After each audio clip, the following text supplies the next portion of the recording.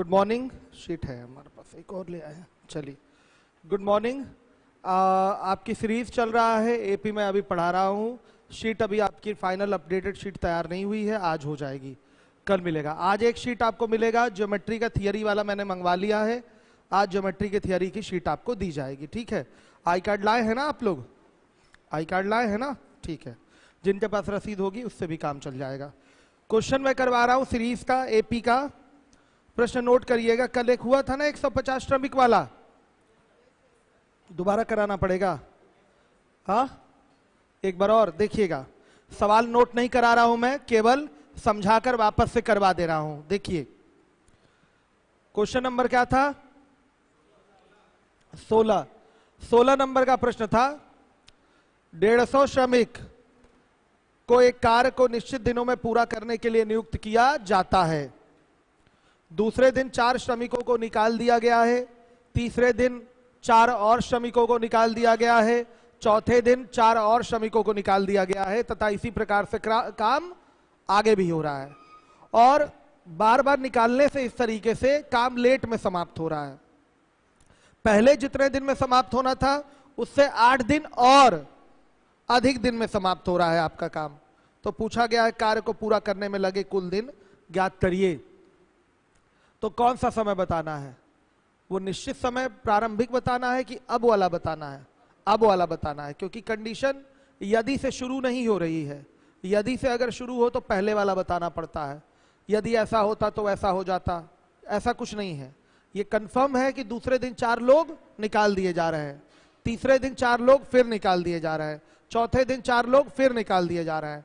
तो हमको यही समय बताना है कि टोटल टाइम कितना लग रहा है काम कंप्लीट होने में। मैंने कल क्या समझाया था?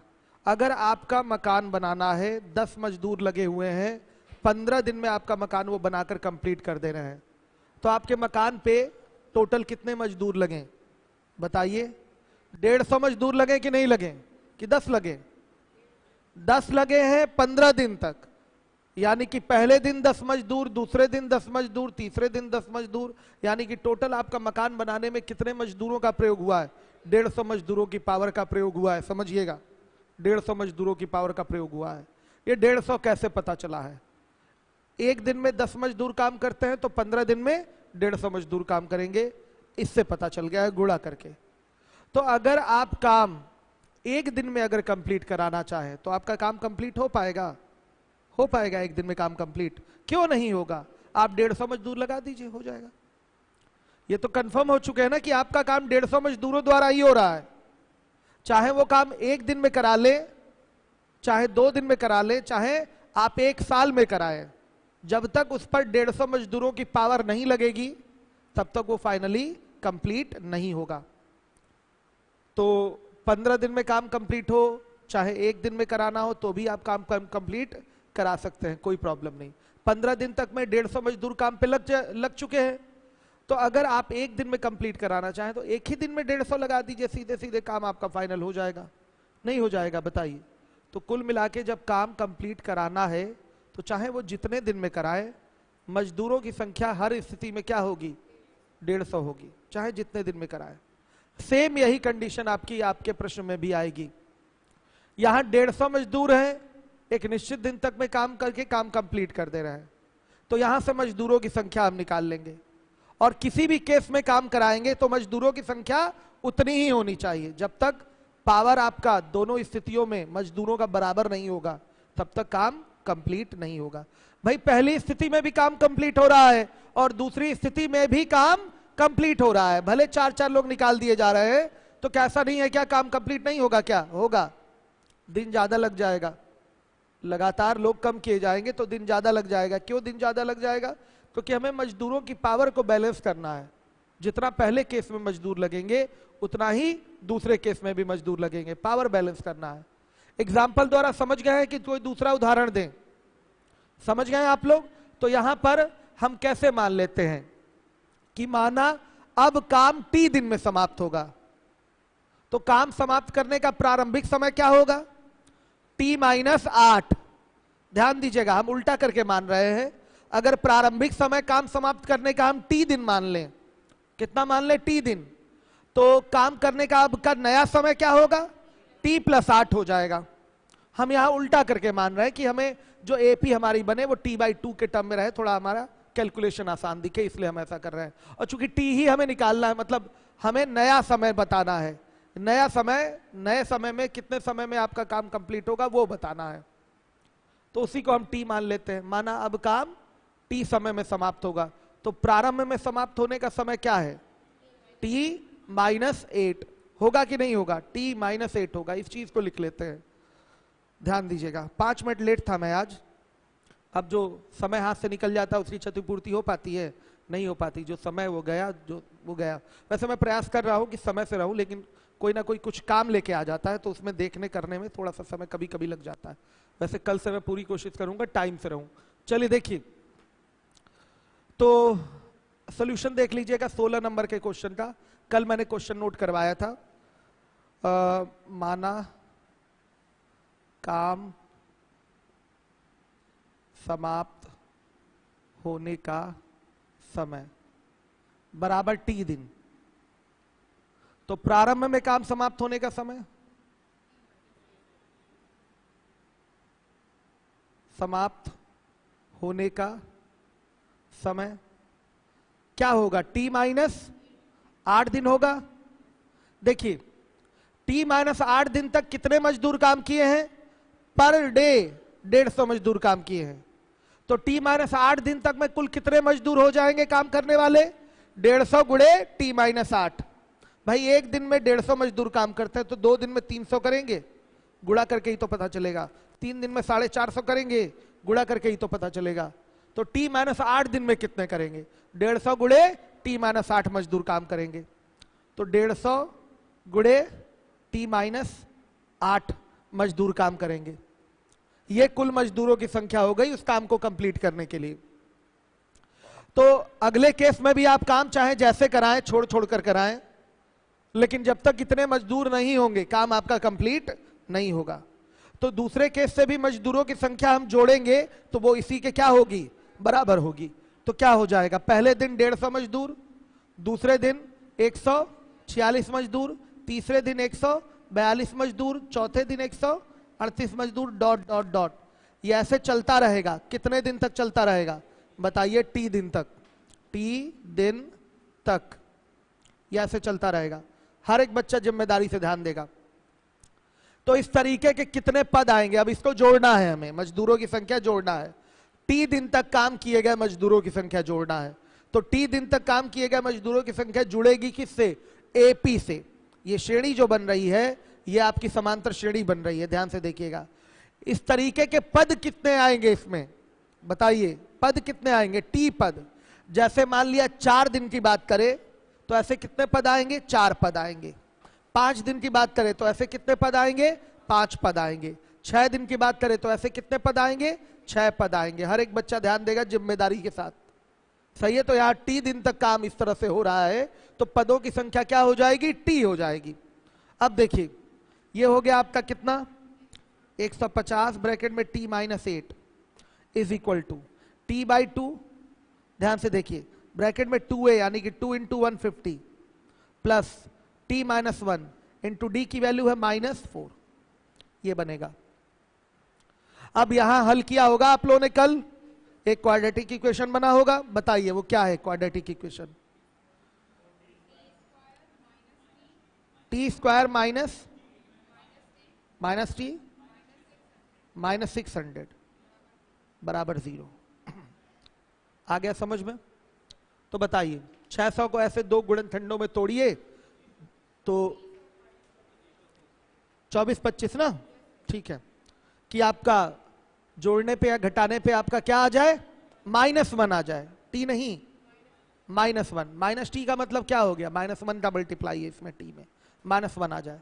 तो क्या है वो, 24-25 का गुणा करेंगे 600 होगा, और लिखेंगे आप क्या, -25 और +24, ये -1 आ जाएगा, -25 और +24 कितना आ रहा है, -1 आ रहा है।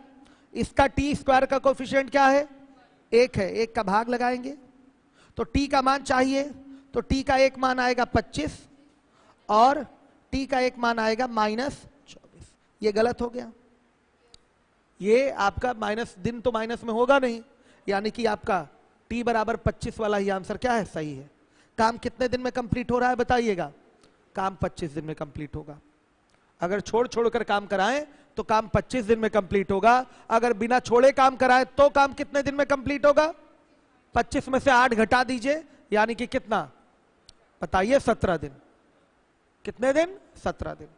ये लेकिन आपका आंसर है, यही पूछा गया है। क्लियर है, आ रहा है सबको समझ में?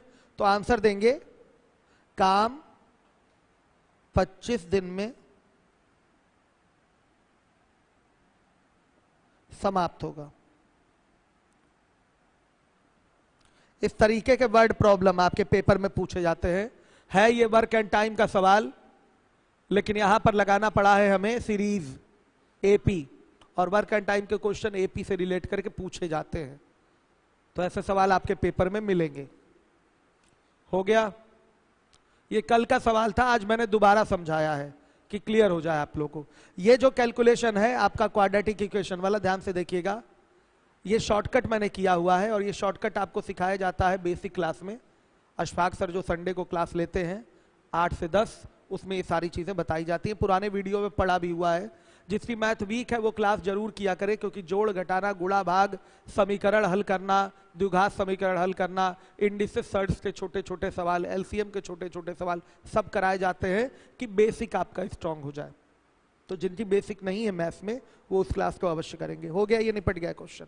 आ जाइए अब 17 नंबर के सवाल पे आइए। शीट आपको कल मिल जाएगी, आज ज्योमेट्री की थियरी वाली शीट हम देंगे आपको। देखिए शीट दे दिया जा रहा है थियरी वाला, लेकिन उसके बाद भी उसी में आपको नोट करते हुए चलना। कई सारे पॉइंट होंगे जो समझाने के दौरान ही हम बताएंगे। आइए अब है 17 नंबर का सवाल, 17 क्वेश्चन बोल रहा हूं मैं। 200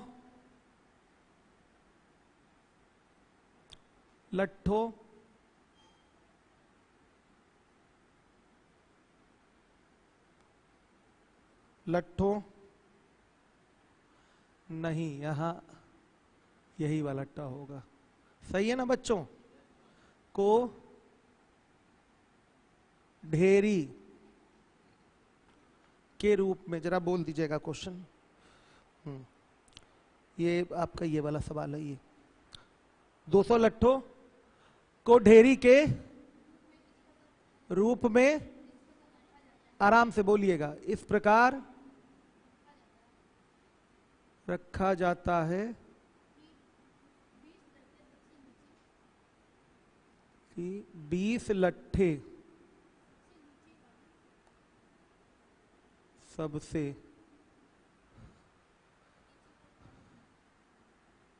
नीचे वाले पंक्ति में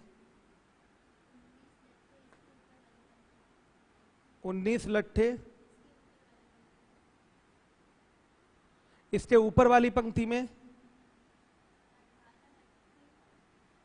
ऊपर वाली पंक्ति में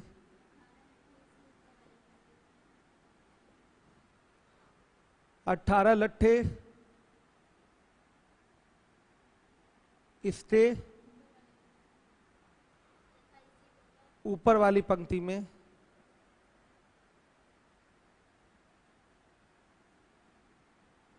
में तथा इसी प्रकार आगे भी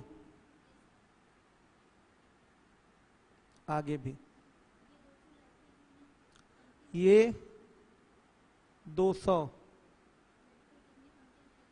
लट्ठे कितनी पंक्ति में रखे जाएंगे, पंक्ति में रखे गए हैं, तथा सबसे ऊपरी पंक्ति में कितने लट्ठे रखे गए हैं, तथा सबसे ऊपरी पंक्ति में कितने लट्ठे रखे गए हैं। लट्ठे रखे गए हैं।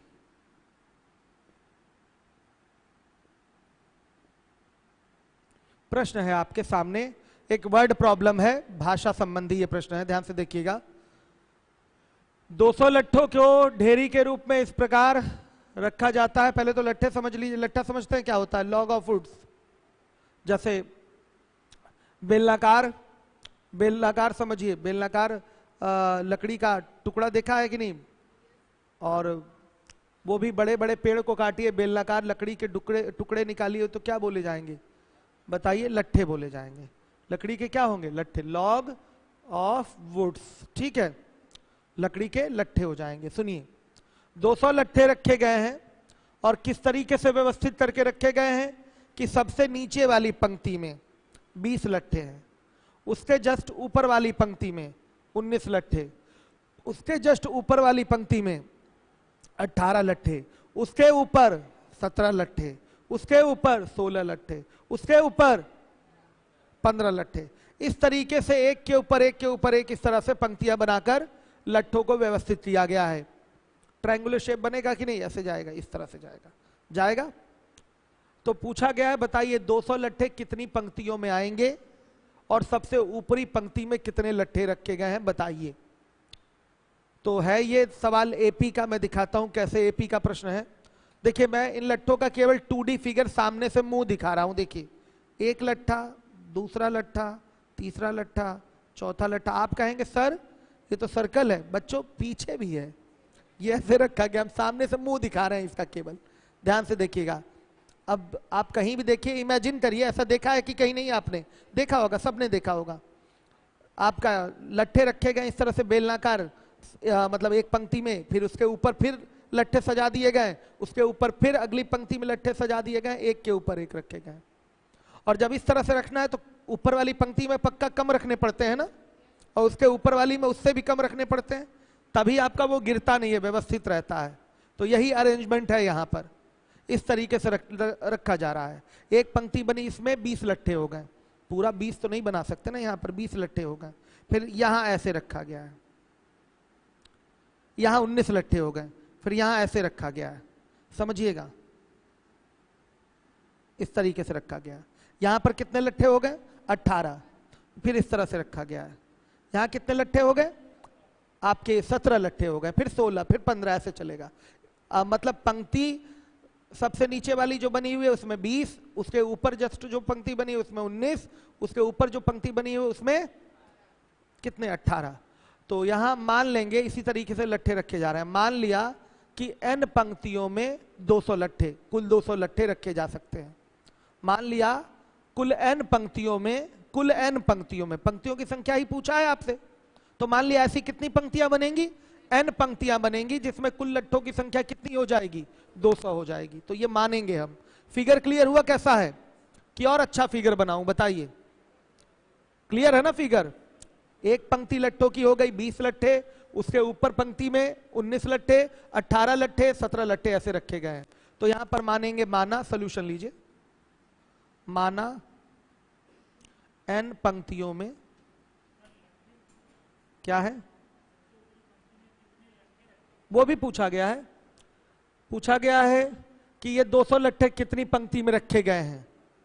तो पहले तो पंक्तियों की संख्या निकालेंगे ना, 200 लट्ठे, ये 200 लट्ठे टोटल कितनी पंक्तियों में रखे गए हैं, प्लूरल बना लीजिए, पंक्तियों में रखे गए हैं।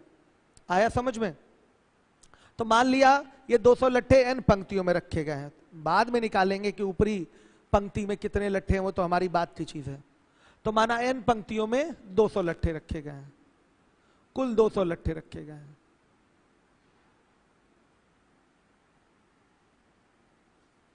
रखे गए हैं।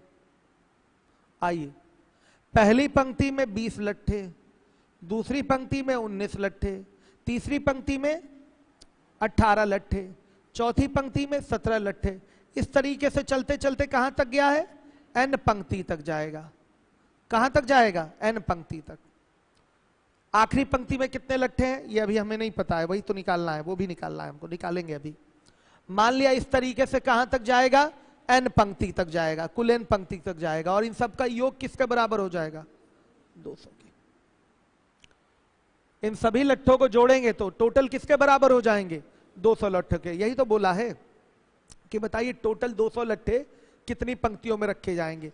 पहली पंक्ति में 20 रखे हैं, दूसरी पंक्ति में 19, तीसरी पंक्ति में 18, सबको जोड़ते जाइए ऐसे।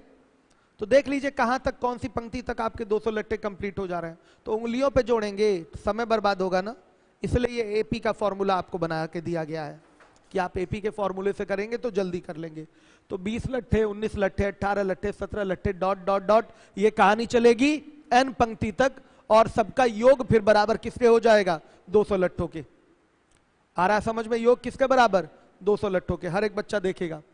अब बच्चों इसको हम जोड़ लेंगे आराम से। एपी है, इसमें इस तरह के कितने पद आएंगे? n पंक्ति है तो पद कितने आएंगे? इस तरीके के n पद आएंगे कि नहीं? 20, 19, 17, 18, इस तरीके के कितने पद आएंगे? वो n पद आएंगे। तो योग हो जाएगा n/2, ब्रैकेट में 2 into 20 plus n-1 into D की वैल्यू क्या है? -1 है। Very good. बराबर किसके? 200 के। अब बनाइए इक्वेशन, इसका इक्वेशन बनाइए सभी लोग। रुक जाइए, बनाइए।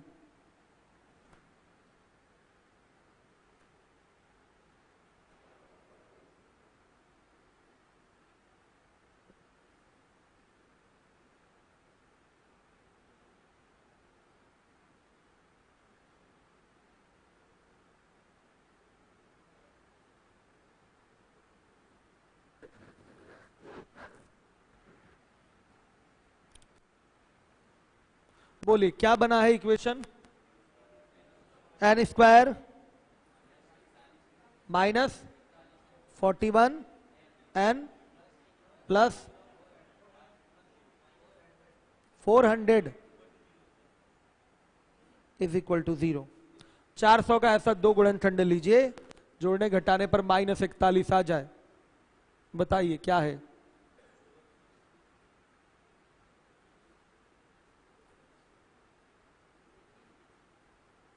क्या आ रहा है बच्चों? 16 और 25 आ रहा है। 16 25 जोड़ेंगे तो कितना होगा? 41। आप गुणनखंड करके देख लीजिएगा, डाउट में आते हैं तो गुणनखंड करना चाहिए कि नहीं? बेसिक से करना चाहिए कि नहीं? तो आप कटा के देख सकते हैं, आराम से गुणनखंड कर लीजिए। देखिए 16 25 आ रहा है तो यहां बनेगा -16 -25, और ये बटा 1 हो जाएगा, बटा 1 हो जाएगा।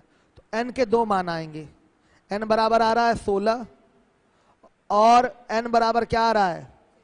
25। मतलब यहां से क्या आप कहेंगे कि 16 पंक्तियों तक लट्ठों का योग 200, और हम ये भी कहेंगे क्या कि 25 पंक्तियों तक लट्ठों का योग 200। संभव है? संभव नहीं है। यहां नहीं है संभव। क्या लट्ठों की संख्या माइनस में हो सकती है? अगर सीरीज होता जैसा कि कल सवाल हमारा आया था तो हम उसमें आगे बढ़ गए थे कि 4 पदों तक का भी योग आपका समथिंग हुआ था और 12 पदों तक का भी योग समथिंग कुछ हुआ था, या 13 पद जो भी आया था, वो दोनों उत्तर सही थे। लेकिन यहां ये दोनों उत्तर सही नहीं होगा। क्यों सही नहीं होगा? क्योंकि जब आप 16 पंक्ति से आगे बढ़ेंगे 17वीं 18वीं 19वीं पंक्ति में, तो क्या लट्ठे माइनस में रखना शुरू कर देंगे? क्या लट्ठों की संख्या माइनस में हो सकती है? भाई ये प्राकृतिक चीज है ना, तो प्राकृतिक चीज कैसे नेगेटिव में होगी? काउंटिंग करना होता है ना उसका। तो कभी भी लट्ठों की संख्या ये थोड़ी बोल देंगे कि हम 20वीं पंक्ति में -12 लट्ठे रख दिए हैं। -12 लट्ठे क्या होता है? गलत बात है ना। इसलिए जो छोटा वाला होता है वही उत्तर होता है। यहां पर आप अगर निकाल के देखें भी, T16 का मान धनात्मक आएगा और T25 का मान ऋणात्मक आएगा। मैं दिखा दूं क्या? देखिएगा T25 देख लीजिएगा क्या हो जाएगा? 20 प्लस 24 गुणे -1 कितना आ रहा है? माइनस। आ गया कि नहीं बता दीजिए। ध्यान से देखिए, T25 का मतलब इससे क्या पता चलेगा? 25वां पद। 25वां पद का मतलब 25वीं पंक्ति में कितने लट्ठे रखे गए हैं वो पता चलेगा। ये पहली पंक्ति है T1। T1 का मान 20 है। T1 का मान 20 मतलब पहली पंक्ति में 20 लट्ठे हैं। T2 T2 का मतलब दूसरा पद, दूसरा पद का मतलब दूसरी पंक्ति में 19 लट्ठे हैं। उसी तरह से T25 निकाल लें आप। T25 मतलब 25वीं पंक्ति में लट्ठों की संख्या आप निकालने जा रहे हैं T25, तो आ रहा है -4। क्या संभव है लट्ठों की संख्या नेगेटिव में? क्या माइनस में संभव है? नहीं संभव है। तो इसमें हमेशा जो उत्तर होता है ऐसे प्राकृतिक संख्या वाले, मतलब प्राकृतिक चीजों की संख्या निकालने वाले क्वेश्चन में हमेशा जो उत्तर होता है वो छोटा वाला होता है, बड़ा वाला नहीं। तो हमारा क्या होगा, 16वीं पंक्ति तक में कुल 200 लट्ठे एडजस्ट हो जाएंगे। 25वीं पंक्ति तक हमें नहीं जाना है। समझ में आ रहा है? तो देखिए, वैसे हमसे ये पूछा है कि बताइए आखिरी पंक्ति में कितने लट्ठे रखे जाएंगे, ये पूछा है। ये भी हमारा एक सवाल है। पहले यहां तो उत्तर दे ही दें। अच्छा, T16 निकाल देते हैं। तो 20 और प्लस 16 माइनस 1, सॉरी 16 गुणे -1, 16 नहीं 15 है ना, कितना आ रहा है 5। लिखिएगा, यहां लिखिए कुल 16 पंक्तियों में, आंसर लिखिएगा, कुल 16 पंक्तियों में 200 लट्ठे रखे जा सकते हैं। कुल 16 पंक्तियों में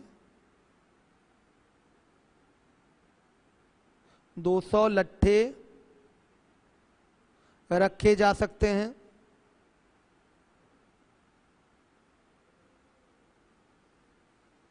एवं सबसे ऊपरी पंक्ति में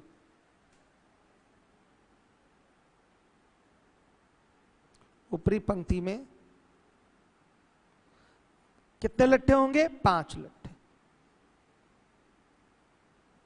रखे जाएंगे। ये आपका आंसर है। नोट कर लीजिए, हर एक बच्चा नोट करे। अभी ये छोटे छोटे सवाल आपके कराए जा रहे हैं एपी के। मिला वर्ड प्रॉब्लम ना? ऐसे वर्ड प्रॉब्लम आपके एग्जाम में पूछे जाते हैं, समझिए, जो कि समांतर श्रेणी से हल होते हों।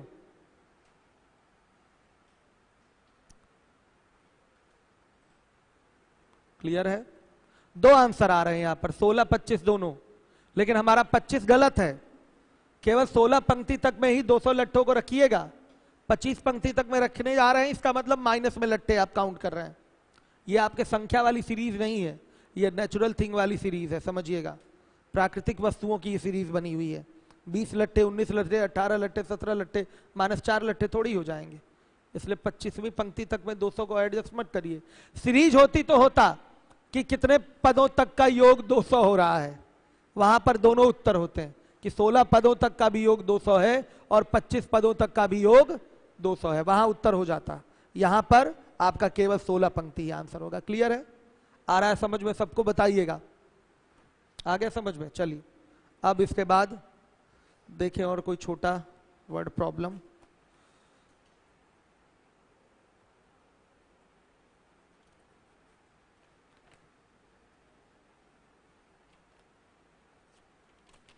शीट आपको,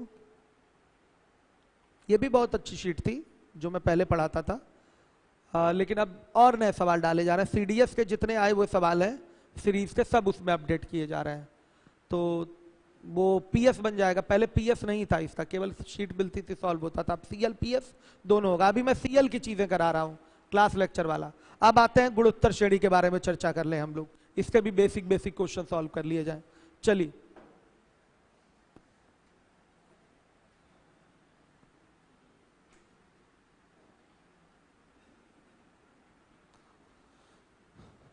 हर एक बच्चा देखे, समझे ध्यान से।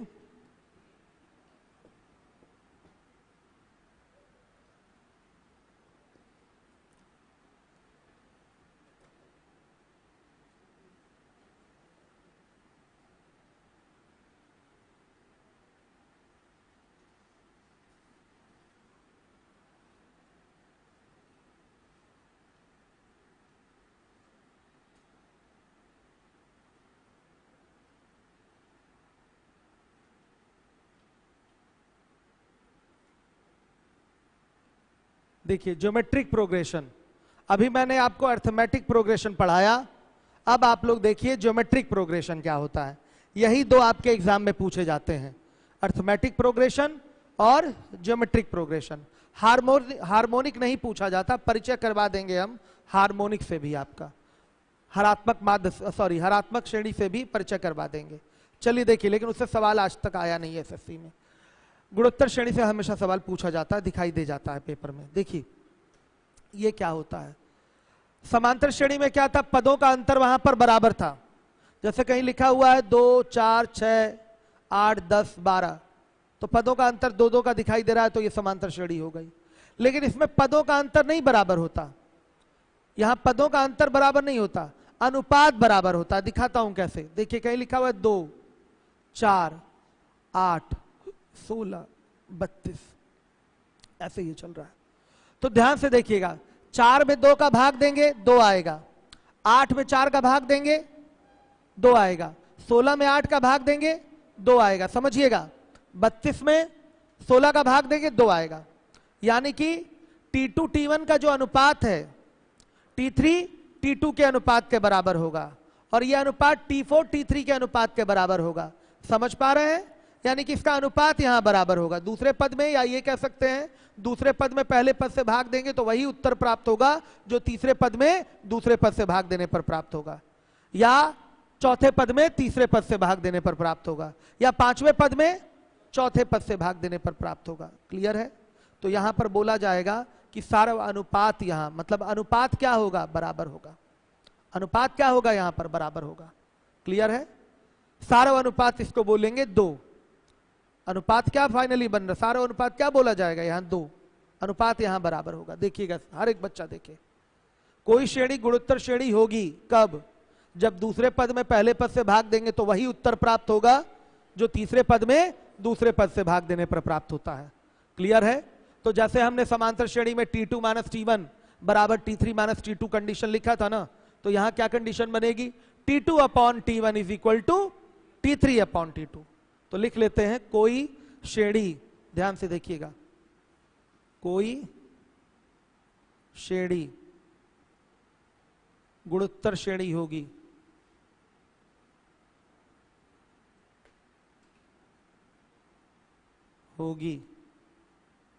जब T2/T1 बराबर T3/T2 हो। सही है? T2/T1 बराबर T3/T2 हो। आ रहा है बच्चों समझ में? आ रहा है? क्लियर है? 2, 4, 8, 16, 32 हो गया, कहानी कंप्लीट। 1/2, 1/4, 1/8, 1/16, देख लीजिए, क्या यह गुणोत्तर श्रेणी है? बताइए। नहीं है गुणोत्तर श्रेणी। क्या यह गुणोत्तर श्रेणी है? क्या T2/T1 बराबर T3/T2 हो रहा है? 1/2 में 1 का भाग देंगे तो 1/2 आएगा, और 1/4 में 1/2 का भाग देंगे तो फिर 1/2 आएगा, 1/8 में 1/4 का भाग देंगे तो फिर 1/2 आएगा। यानी कि आप देख रहे हैं कि यहां अनुपात क्या है, सबके लिए कॉमन है। आ गया? अनुपात क्या है, कॉमन है। जो आप बटा में करके निकाल रहे हैं ये अनुपात ही तो हुआ, इसी को तो अनुपात बोलेंगे। तो अनुपात सबके लिए क्या है, कॉमन है।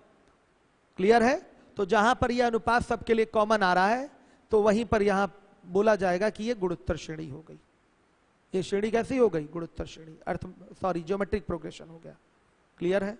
तो कोई श्रेणी गुणोत्तर श्रेणी कब होगी, जब ये हो, ये कंडीशन हो, T2/T1 बराबर T3/T2 हो। ठीक, अब जैसे समांतर श्रेणी में nवां पद निकाले थे ना, Tn बराबर a + n-1 × d, उसी तरह से इस सीरीज में मान लिया, इस श्रेणी में कह दे कि बताइए 50वां पद क्या होगा, 25वां पद क्या होगा। तो उंगलियों पे जोड़ते हुए बढ़ेंगे क्या आगे, बताइए, ऐसा नहीं है ना। तो आपको इसके लिए भी फॉर्मूला पता होना चाहिए। गुणोत्तर श्रेणी का nवां पद Tn बराबर, याद होगा कई लोगों को, क्या होता है, a⁴n-1 होता है। लिख लें इसको, देखिएगा फॉर्मूला ही है गुणोत्तर श्रेणी का।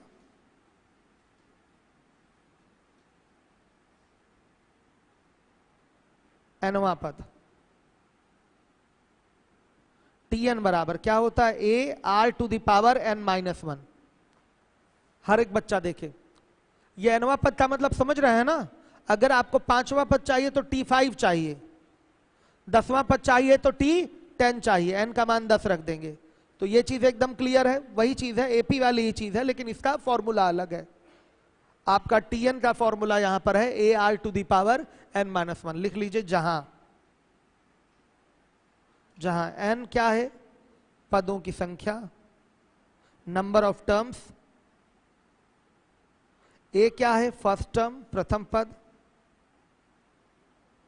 और r क्या है? सार्व अनुपात, कॉमन रेशियो इसको इंग्लिश में कहते हैं, कॉमन रेशियो।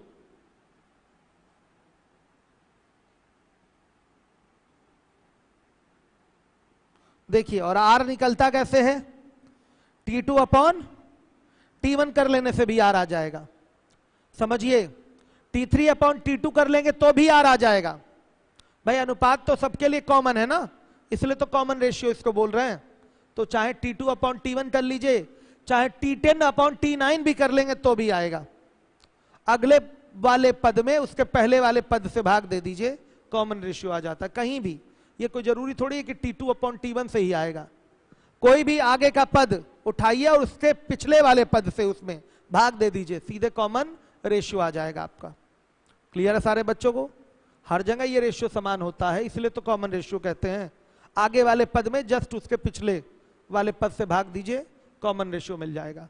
तो ये है गुणोत्तर श्रेणी का nवां पद, यानी कि ये व्यापक पद भी इसको बोला जाता है, जनरल टर्म। व्यापक पद क्यों कहते हैं इसको? क्योंकि n का मान कुछ भी आप रख देंगे तो उसी हिसाब से पद निकल आता है। n का मान 100 रख देंगे तो 100वां पद आ जाएगा, 50 रख देंगे तो 50वां पद आ जाएगा। इसीलिए इस फॉर्मूले को कहते हैं व्यापक पद का फॉर्मूला या जनरल टर्म का फॉर्मूला। तो ये Tn आपका जनरल टर्म हो गया, ये सबके लिए एप्लीकेबल है। कुछ रख दीजिए, 5, 25, 50, 75 कुछ भी, वो आपका पद निकल आएगा। तो ये nवां पद का एक फॉर्मूला हो गया। इसके बाद हम लोग आएंगे अब योग पे।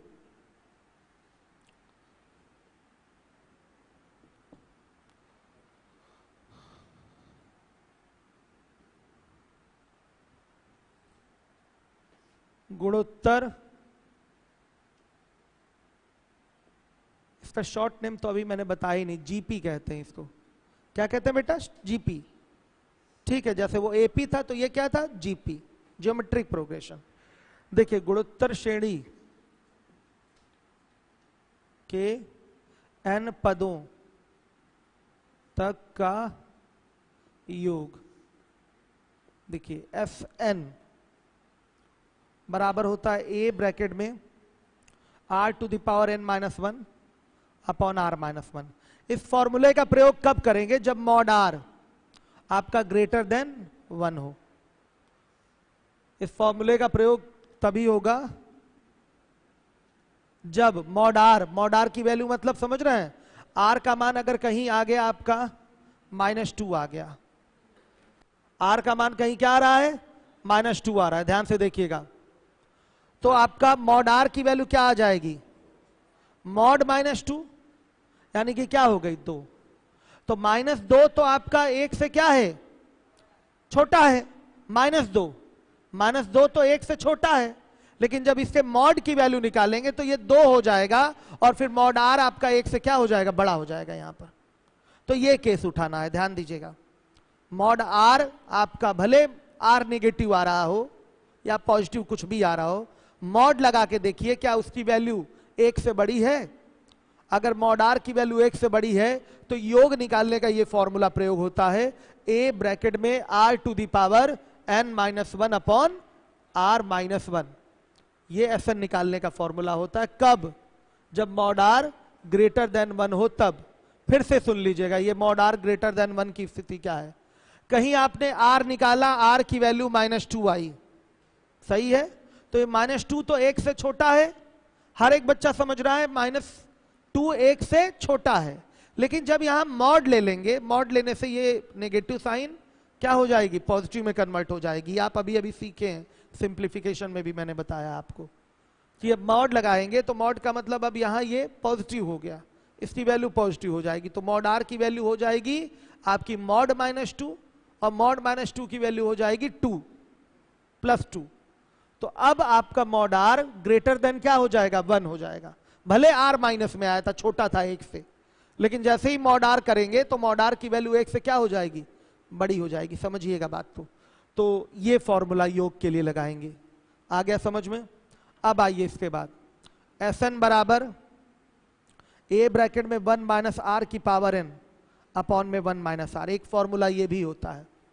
ये कब अप्लाई होता है? जब मॉड आर लेस देन 1 हो। जैसे आर का मान दिया हुआ 1/2, तो मॉड आर की भी वैल्यू क्या होगी? 1/2 ही होगी। बताइए, तो 1/2 जो होगा वो 1 से छोटा है कि नहीं है? तब हम योग का ये फॉर्मूला प्रयोग करेंगे। तब हम योग का ये फॉर्मूला प्रयोग करेंगे। अब आप लोग कह रहे होंगे, सोच रहे होंगे मन में कि सर दोनों में अंतर क्या है? माइनस कॉमन ले लीजिए, दोनों तो सेम हो जाएगा। क्यों, है ना? ऐसा आप लोग सोच रहे हैं कि नहीं? अगर यहां से माइनस कॉमन ले लें, यहां नीचे से भी माइनस कॉमन ले लें, माइनस से माइनस कट गया और फिर तो यही चीज आ जाएगी ना, आ तो यही जाएगा। तो आपका सोचना एकदम सही है। क्यों नहीं आएगा? माइनस कॉमन लेने के बाद निश्चित रूप से ये दोनों चीजें क्या हो जाएंगी? फिर सेम हो जाएंगी। तो हाँ, सच्चाई है, कोई फर्क नहीं है इन दोनों में, लेकिन बस एक लिखने का तरीका है। एक लिखने का क्या है? तरीका है कि जब आपका मॉड आर बड़ा है 1 से तो इस फॉर्मूले से लिखेंगे, और जब मॉड आर आपका छोटा है 1 से तो इस फॉर्मूले से लिखेंगे। बस एक लिखने का तरीका बनाया गया है। आ गया कि नहीं समझ में? नहीं समझे? समझ गए? दोनों सेम है, दोनों सेम है, लेकिन ये लिखने का एक तरीका है कि अगर मॉड आर आपका बड़ा है 1 से तो ये फॉर्मूला, और मॉड आर आपका छोटा है 1 से तो ये फॉर्मूला योग के लिए लगेगा। कोई अंतर नहीं है दोनों में। माइनस कॉमन लेने के बाद दोनों क्या हो जाएंगे? सेम हो जाएंगे। कोई परेशानी बच्चों किसी को? बोलिए, किसी को कोई शक, कोई डाउट इसमें? कोई डाउट किसी को? लीवोलन वाले बच्चों से पूछिए, कोई परेशानी है किसी को? क्लियर हो रहा है सबको? चलिए आ जाइए। अब एक और फॉर्मूला हमारा यहां पर है, गुणोत्तर श्रेणी के अनंत पदों तक का योगफल। बड़ा इंपॉर्टेंट फॉर्मूला है, अक्सर इसमें क्वेश्चन बनते हुए दिखाई दिए गए हैं एग्जाम में। तो देखिए, बहुत ही इंपॉर्टेंट फॉर्मूला, गुणोत्तर श्रेणी के अनंत पदों तक का योगफल। नोट कर लिया ना ये दोनों? ठीक है, अब लिखिए, गुणोत्तर श्रेणी के अनंत पदों तक का योगफल S infinite sum up to infinite term लेना है आपको, अनंत पदों तक का योगफल लेना है। तो S infinite A upon 1 minus R, इतना छोटा formula without tension. S infinite क्या आ रहा है? A upon 1 minus R. लेकिन ये लागू तब होगा जब आपका मॉड आर लेस देन क्या हो? 1 हो। ये लागू तभी होगा जब आपका मॉड आर लेस देन 1 हो। जब मॉड आर का मान 1 से छोटा हो तभी ये लागू होगा। मॉड आर ग्रेटर देन 1 की स्थिति में अनंत पदों तक का योगफल नहीं निकाल सकते, फिर आंसर वहां अनंत ही देना पड़ेगा या नॉट डिफाइंड देना पड़ेगा। समझिएगा बात को। देखिए, यहां नोट डाल के लिख लीजिएगा, मॉड आर ग्रेटर देन 1 की स्थिति में अनंत पदों तक का योग नहीं ज्ञात कर सकते।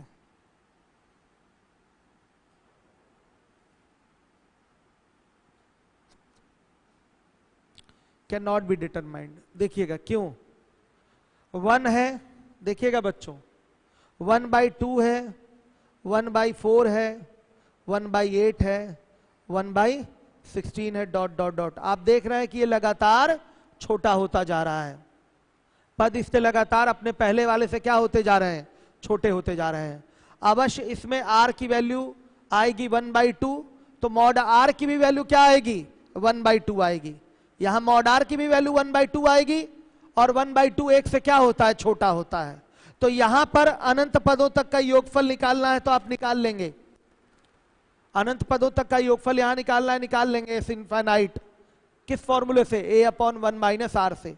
लेकिन अगर सीरीज ऐसे हो जाए, देखिएगा जैसे 1 हो गया, 2 हो गया, 4 हो गया, फिर उसके बाद 8 हो गया, 16 हो गया, डॉट डॉट डॉट, ये अनंत पदों तक जा रहा है। ये लगातार पद बड़े होते जा रहे हैं, तो यहां पर अनंत पदों तक का योगफल आप ज्ञात नहीं कर सकते, कैन नॉट बी डिटरमाइंड। आया समझ में? या कहीं कहीं क्या बोल देंगे? अपरिभाषित। कहीं कहीं क्या बोल देंगे? यही अनंत ही लिख देते हैं। ठीक है, इन चीजों का अंतर हम आपको अभी कल परसों जल्दी ही मैक्सिमम मिनिमम पढ़ाने वाले हैं। तो अनंत, अपरिभाषित और ज्ञात नहीं कर सकते, इन सब में क्या एप्रोप्रिएट है, क्या अंतर है, ये समझाऊंगा। ठीक है, सारे सब पे काम चल जाता है। कहीं कहीं आपका अपरिभाषित लिख देता है, कहीं कहीं अनंत लिख देता है, तो आपका आंसर क्या होगा? फाइनली ज्ञात नहीं कर पाएंगे। कहां ज्ञात कर पाएंगे बताइए? लगातार ये क्या होगा? बढ़ता जाएगा, कहां निकल पाएगा? तो योग इसका बहुत क्या होगा? ह्यूज होगा, बहुत बड़ा होगा। तो अब इसका आंसर सीधे बोल दिया हमने, ज्ञात नहीं कर सकते। हो गया, ये कहानी खत्म।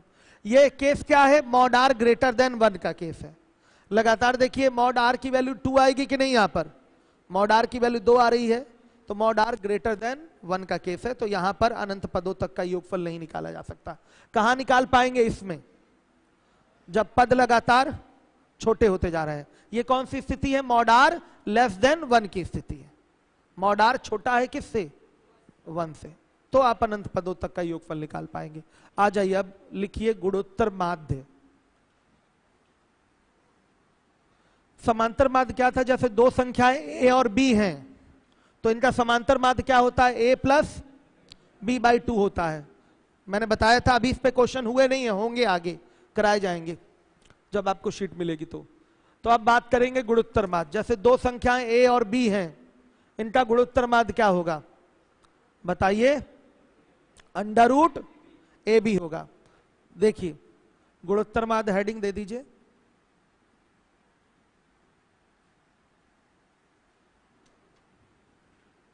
Geometric mean.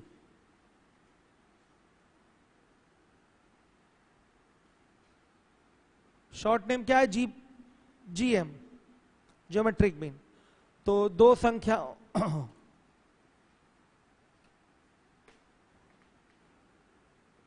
B का गुणोत्तर माध्य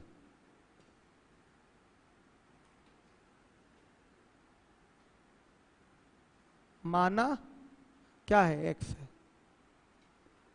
मान लिया दो संख्याओं a और b का गुणोत्तर माध्य क्या है? x है। तो x की स्थिति क्या होगी? a और b के बीच में रहेगा। एक x की स्थिति ये है, ध्यान से देखिए।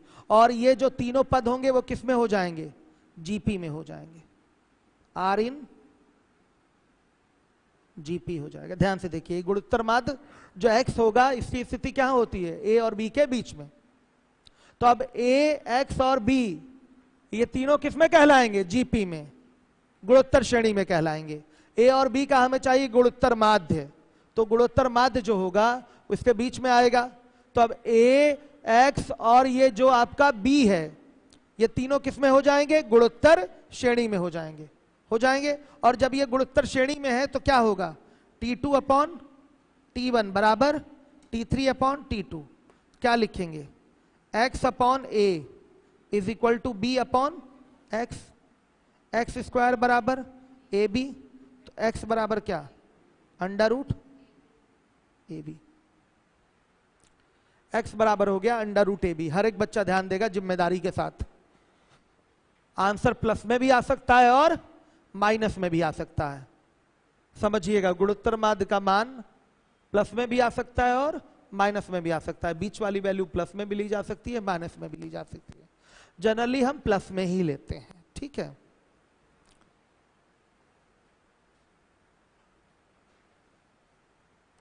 हर एक बच्चा जिम्मेदारी से ध्यान देगा।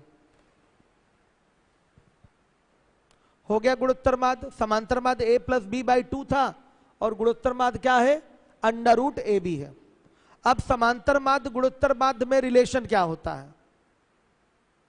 किन्हीं दो धनात्मक संख्याओं का समांतर माध्य हमेशा गुणोत्तर माध्य से क्या होता है? बड़ा होता है। याद रखिएगा कि नहीं। दो धनात्मक संख्याओं की मैं बात कर रहा हूं, point should be noted here, ध्यान दीजिए। अब देखिए दो धनात्मक संख्याएं ए और बी आपने ले लिया है, तो ए और बी का जो समांतर माध्य आएगा वो ए प्लस बी बाई टू आएगा, और इनका गुणोत्तर माध्य क्या आएगा, अंडर रूट ए बी आएगा। तो ये ए प्लस बी बाई टू की जो वैल्यू होगी वो अंडर रूट ए बी से हमेशा क्या होगी, बड़ी होगी। ये सत्य है किसके लिए, धनात्मक संख्याओं के लिए, ऋणात्मक संख्याओं के लिए सत्य नहीं है, समझिए बात को, केवल धनात्मक संख्याओं के लिए। तो मैं लिखूंगा इसको भी, नोट लिखिए, नोट लिखिएगा, इसकी जरूरत हमेशा पड़ती है आपको, चाहे वो अलजेब्रा का मैक्सिमम मिनिमम हो, चाहे ट्रिग्नोमेट्री का मैक्सिमम मिनिमम हो। नोट डालिएगा, दो धनात्मक संख्याओं का संख्याओं, जैसे मान लिया ए कॉमा बी का गुणोत्तर, सॉरी संख्याओं, ऐसे थोड़ा और छोटा करके लगाते हैं, दो धनात्मक संख्याओं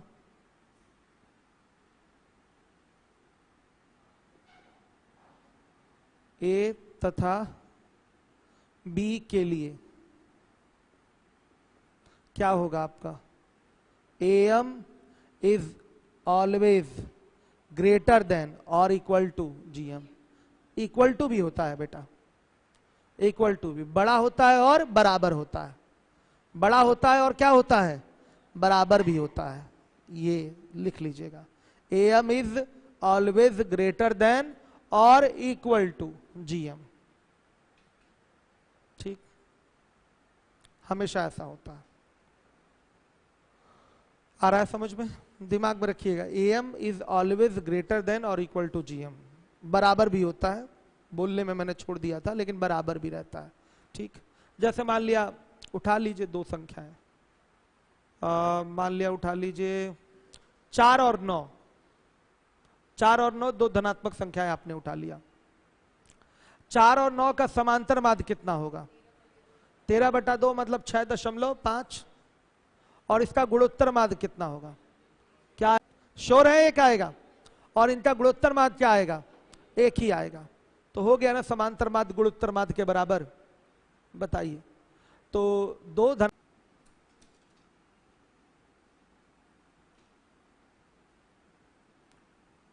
पदों का चयन, देखिए जैसे पहला पद बच्चों आपने ए ले लिया, तो दूसरा पद लेंगे ए आर, तीसरा पद लेंगे ए आर स्क्वायर, चौथा पद लेंगे ए आर क्यूब, पांचवा पद लेंगे ए आर और 4, ऐसे डॉट डॉट डॉट चलता रहेगा।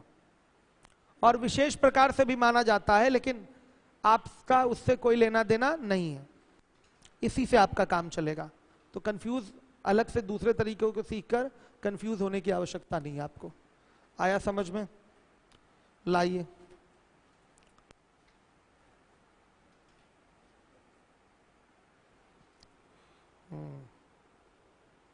सत्यम मिश्रा, मैंने आपको कहा कि मैं आपको इनफाइनाइट और नॉट डिफाइन में अंतर क्लियर करूंगा, लेकिन मैक्सिमम मिनिमम जिस दिन पढ़ाऊंगा उस दिन पढ़ना होगा आपको भी मैक्सिमम मिनिमम।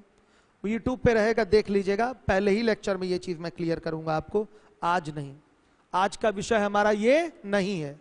नॉट डिफाइंड और इनफाइनाइट में क्या अंतर है, अंतर है अपरिभाषित और अनंत, इन दोनों में अंतर है, बहुत बड़ा अंतर है। लेकिन वो अंतर पता चलेगा कब, जब मैक्सिमम मिनिमम पढ़ाएंगे तब।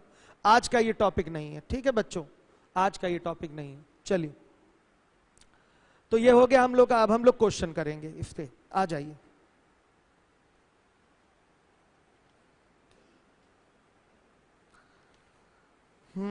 नोट करिएगा,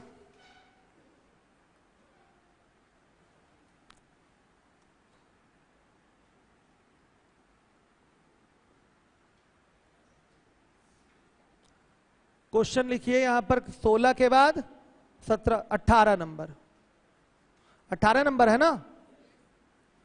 x के किस मान के लिए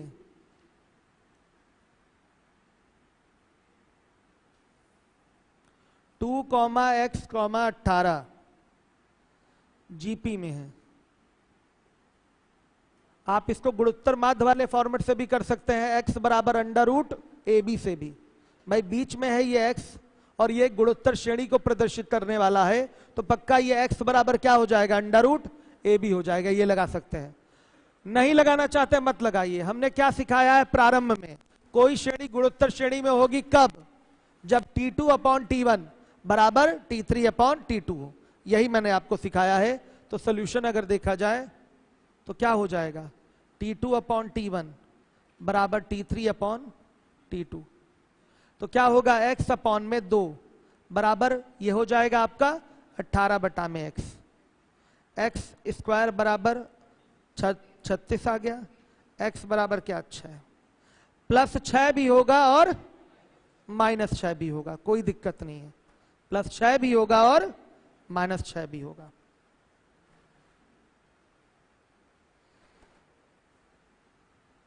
क्लियर है?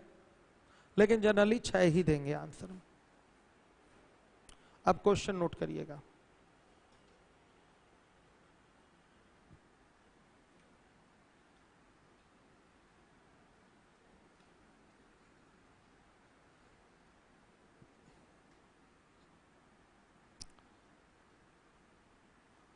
अट्ठारह नंबर के सवाल पे 18-19 लिखिए। 1/27, 1/9, 1/3, ध्यान दीजिएगा।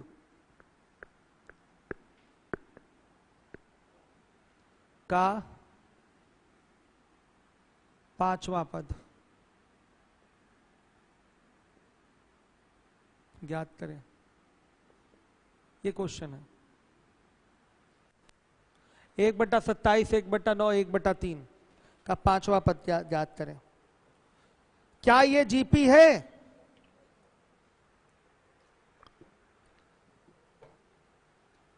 बताइए बच्चों, क्या ये जीपी है? ए बराबर कितना है, 1/27। आर बराबर क्या है, T2 अपॉन T1, क्या हो जाएगा 1/9 बटा 1/27, कितना आएगा 3 आ रहा है। आपसे पूछा गया है T5, क्वेश्चन मार्क है, n बराबर क्या होगा 5 होगा। T5 पूछा गया है। फॉर्मूला कौन सा प्रयोग होगा, जनरल टर्म वाला। फॉर्मूला कौन सा प्रयोग करेंगे, Tn वाला। तो Tn बराबर होता है AR⁻n-1। a की वैल्यू हो गई 1/27, r की वैल्यू हो गई 3, ध्यान दीजिएगा। और 3 की पावर क्या हो जाएगा 5 -1। तो ये हो गया 1/3 की पावर 3 और इंटू ये क्या आ जाएगा 3 की पावर 4 आ रहा है, कटेगा ये तो कितना आ गया 3 आ गया। ये आपका आंसर है। अगर पूछ लिया आपसे कि बताइए 5वां पद क्या होगा तो 3 होगा। अगर छठा पद पूछ लेता तो वो भी बता लेते हैं, T6। 7वां पद पूछ लेता तो T7 बता लेते हैं। इसको भी ओरल बताया जा सकता है, लेकिन इसकी जानकारी मिलेगी बाद में, अभी नहीं। सही है बच्चों?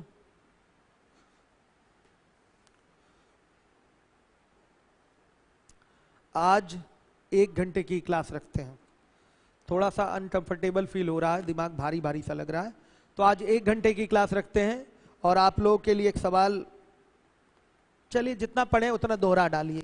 एक बार बैठे बैठे 15 मिनट में क्या कर लीजिए, रिवीजन ले लीजिए, क्योंकि रिवीजन भी बहुत अनिवार्य है। अभी तक जो जो पढ़े एक मतलब कहा जाए तो विशेष दृष्टि से देखिए, सरसरी दृष्टि से नहीं। हर सवाल को पढ़ लीजिए, फॉर्मूला देखिए क्या बताया गया है, क्वेश्चन क्या है वो देख लीजिए, उसके बाद आपका आगे कल क्वेश्चन करवाया जाएगा। तो कल वैसे गुणोत्तर श्रेणी में 4 ही 6 सवाल कराने, ज्यादा सवाल इसमें बनते नहीं, वर्ड प्रॉब्लम थोड़े बहुत हैं। फिर उसके बाद प्राकृतिक संख्याओं का योग, वर्गों का योग, घनों का योग, सम संख्या, विषम संख्या, ये सब फॉर्मेट चलेगा। तो ईमानदारी से ये टॉपिक पढ़िए। नए बच्चे भी जिम्मेदारी दिखाएं यहाँ पर।